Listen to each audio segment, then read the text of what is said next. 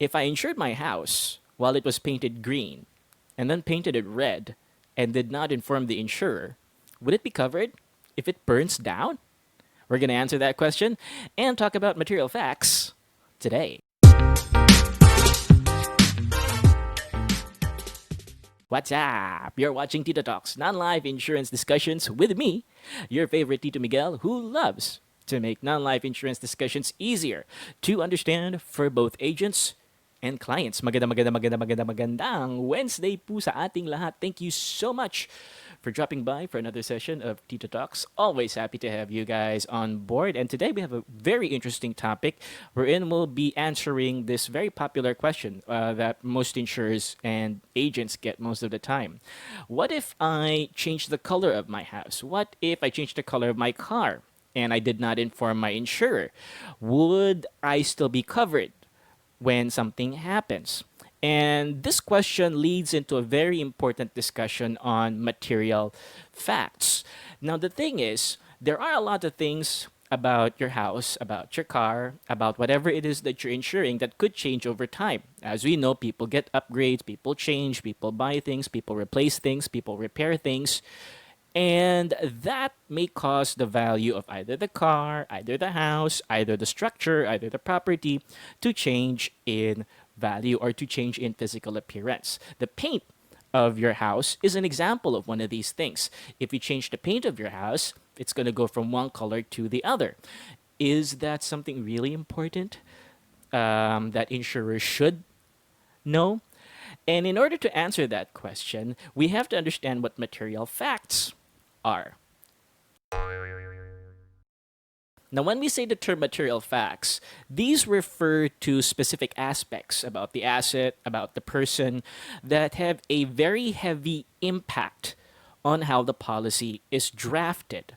And when we say a heavy impact on how the policy is drafted, then this has or the this fact or this aspect can actually greatly influence the actual outcome of the policy. Now that sounds a little bit confusing, Miguel. How can the fact influence the policy? Well, that's a really good question. Well, let me give you guys an example and let's go back to our question so that we can better understand this concept, all right? Now, the color of your house, so it starts off with a greenhouse and the policy says it's a greenhouse, and then you paint it red and you don't inform the insurer. When the adjuster comes, when it burns down, they'll find out that it's a red house. Of course, that's gonna cause confusion. Teka, green dapat to ah. Bakit red? And of course, they're gonna ask you questions. What happened? Did you paint the house? Well, all you need to do is to say yes. Yes, I did. However, take note, the color of your house changed, which means that's something you did not inform your insurer about, which is something known as a misrepresentation. Something did not match what was in the policy. Policy says green, house is actually red. That's a misrepresentation. However, what kind of misrepresentation is it? It's just the color of the house. Would the color of the house really affect the policy that much? Well, not exactly. The real test of a material fact is to take a look at the concept of lying. All right? Now, I'm not saying misrepresentation is equal to lying. No, no, no, no, no, no. When we say lying, or when we talk about lies or half truths, so to speak, you've got things known as white lies, and then you've got something known as really, really big lies. Tama po ba? Let's say, for example, in a relationship or in a marriage, right? And let's say the wife asks the husband, "Does this dress make me look fat?" And the husband, wanting to avoid foreseen complications brought about by this question, even if his wife does look fat in that dress, he would simply say, "No, darling, you look stunning in that dress." So he lies about his real opinion. So this is an example of a white lie, something that doesn't really, what do you call it? Something that doesn't really, shatter a marriage. But let's say the husband is cheating on his wife and he's keeping a mistress, that's a lie that could actually break the whole marriage apart. So when it comes to relationships, there are various types of misrepresentations. You can lie about your wife's cooking. Husband could lie about his weight, so on and so forth. And these are minor misrepresentations. But then there are types of misrepresentations that are actually heavy, which could actually affect the relationship. Same thing can be said with insurance. There are certain misrepresentations that are okay, which will just confuse the insurer a little bit. Sabi mo green, yung pala red. Dapat nagsabi ka, hindi kami nalilito ng ganyan. There are things like that. And then there are misrepresentations that are actually quite heavy, which could actually lead to the customer losing their policy by having it voided by the insurance company because of material misrepresentation. Now, how do we know if something or if a fact or if a misrepresentation is material or not? And the best test to check if something is material or not is to ask yourself a very important question.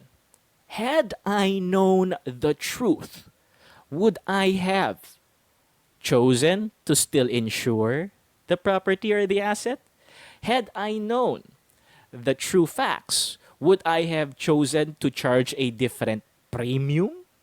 And if you can answer these questions, and if the answer to these questions is yes, if I knew the truth, I wouldn't have insured you in the first place, then yes, it's a material fact. It's a material misrepresentation. However, if the answer to that question is no, had I known the house was red, I would still have insured you. I would just have put a red house on the policy. Nothing much would have changed. Then that is not a material misrepresentation. Of course, with different consequences. You'd probably just laugh about it with your adjuster at the end of the day. Sorry pula pala, nakalimutan ko lang sabihin. And this is the difference between material and immaterial facts, material and immaterial misrepresentations. It is very important for you as agents to explain this to your customers, especially when they ask this sort of thing. Do I need to inform you when I change the paint job of my car? You may want to inform us, and I would really appreciate that. But it wouldn't affect your policy that much. You can have your paint job covered, yeah, but you can also choose not to. Do I need to inform you of the color of my house? You can, and that would be really appreciated. But don't worry, even if the color does change, it wouldn't be as heavy. Now, what are some examples of material misrepresentations? And which is actually a really, really good question. A good misrepresentation or a good material misrepresentation is actually not declaring the true usage of the vehicle. Akala mo, binili yung kotse for private use. Yun pala, ginagamit as Grab. That's a material fact. That's a material misrepresentation. Why? Because had you known the truth, if I knew from the start you were going to use your vehicle as Grab, I probably would have charged you a different premium, or I probably wouldn't have insured you in the first place. That could affect these sorts of decisions. Another interesting material misrepresentation is not being forthcoming about the materials used in your house when it was constructed. Yung pala, may timber or light elements included in the house, such as wood, such as nipa, such as leaves, such as certain types of bark, which have not been treated or which not have been created as fireproof. And you did not declare this to the insurer. When a claim comes and we discover, or the insurance company discovers, that there were elements or light elements or timber in the construction of your house, that could break your claim. And that could lead to the denial of your claim and the denial of services, which makes it a very, very undesirable outcome.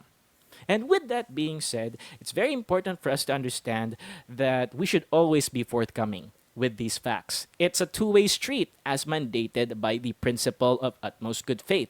Both the insured and the insurer share this two-way highway.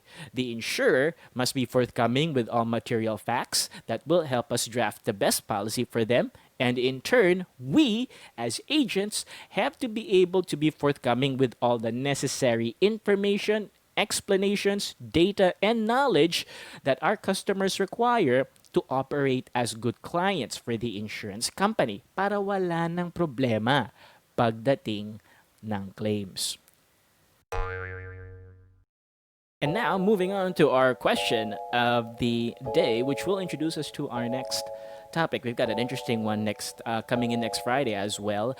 If I have a 12-year-old car and it needs replacement parts, is the customer entitled to an upgrade to brand new parts if they needed the upgrade via a claim? Let me repeat that question to be more specific. If you, let's say, have a 7-year-old car that gets into a car crash and it needs replacement parts and accessories which are covered, which will be covered, will the customer get these upgrades, these brand new parts, these brand new accessories free of charge? That's a very interesting question, and a question that we are going to answer this coming Friday. So I hope you tune in on Friday. I promise upload on Friday. So with that being said, thank you so much for joining us here today on Tito Talks. It was a pleasure sharing my knowledge with you guys. Once again, this is your favorite Tito Miguel, always saying, I hope you enjoy the rest of your day.